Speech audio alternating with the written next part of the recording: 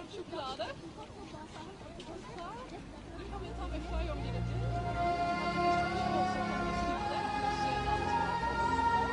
While millions gather in Karbala to mark the day of Arba'in, a few people mark the day in Oslo with quite an acclimatized style. It's very cold here, it's Oslo, and it is, I think, it feels like -5. What we're doing is that we are handing out free cups of hot chocolate to people.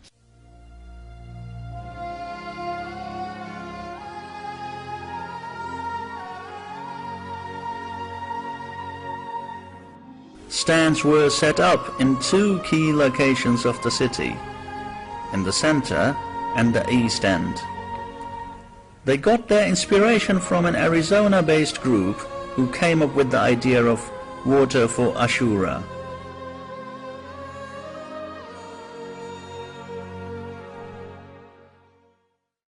Actually, it's the first time here in Oslo. Yes, mashallah. I didn't believe that it's going to be so great. We have talked with a lot of people here, and a lot of people didn't know about Shia Islam. Now they know about it. There is since Ya Hussein, and some text in Norwegian about what he stood for. It's black with a text also about more detailed information about what happened. From designing the printing material to getting it printed to setting up the tents and preparation of the hot drinks, it was a truly coordinated teamwork of several weeks before the project was realized. I'm sure that Ahlul Bayt was standing with us, and they are the one who just, I feel like they're standing with us right now. We have a sister that will show you how to make chocolate. We use milk powder and water. It's for Arba'in, Imam Hussein. We mix it up with chocolate, hot chocolate, and sugar. It's a very nice feeling because when you're standing here doing this, I just remember how Radia didn't get milk. I remember how Ruqayya was thirsty and how Sayyidah Sukaina was thirsty, and here we prepare milk and we give to people in this cold, and they lived when it was very warm there and they didn't get water. So and I'm really happy that people, when they drink those drinks, they think like, why did we get this?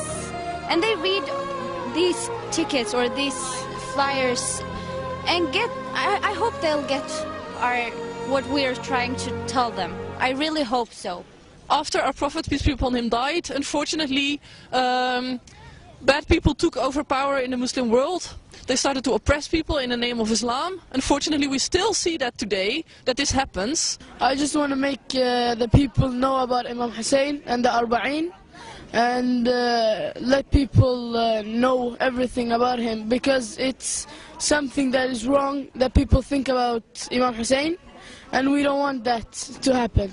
No, we're here to spread the word of Imam Hussein, to tell everybody what Islam is and what Imam Hussein did. And we want to just not spread this to our Sunni brothers and other brothers. We want to spread this to the Norwegian people so they know about Islam.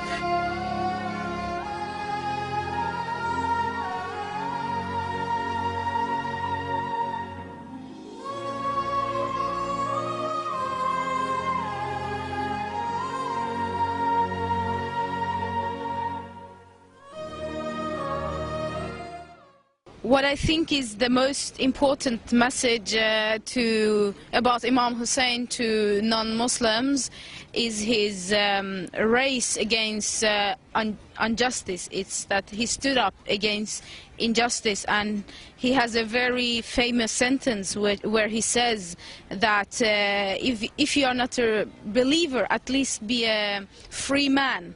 And that is something about Imam Hussein that inspires me, and for me today I think his message is to take side on what is justice, and that it's not necessarily a person who is dressed in the religious clothing that is the just person. He can be an antichrist. So Imam Hussein, he gave everything for the values of Islam, the values of humanity, and today we are facing the same thing, that people, they come in the Islam's name and they spread extremism, they spread terrorism, they spread bad things, bad values that Prophet Muhammad ﷺ and the Quran didn't came with. We need our Imam Hussein today also, but if you want to search to the right Islam, to the right face of Islam, turn to Imam Hussein. We live here in Norway, we couldn't reach, we couldn't be among those millions of pilgrims, but we want to say also from here that we follow the message of Imam al-Hussein, peace be upon him, the message of justice. Imam Hussein did teach us love, did teach us peace and every that, but also he teaches us a very important lesson. Yazid, he had this huge power with the army and everything, but still the courage was there. The brave heart Imam Hussein had the courage to say, even if we are few, we don't have to be afraid of the superpower. The legacy of Imam Hussein is flourishing year by year everywhere around the world. His message has reached places like Norway, once considered remote and foreign to Muslims. But Muslims have now become part of the Norwegian society and culture, and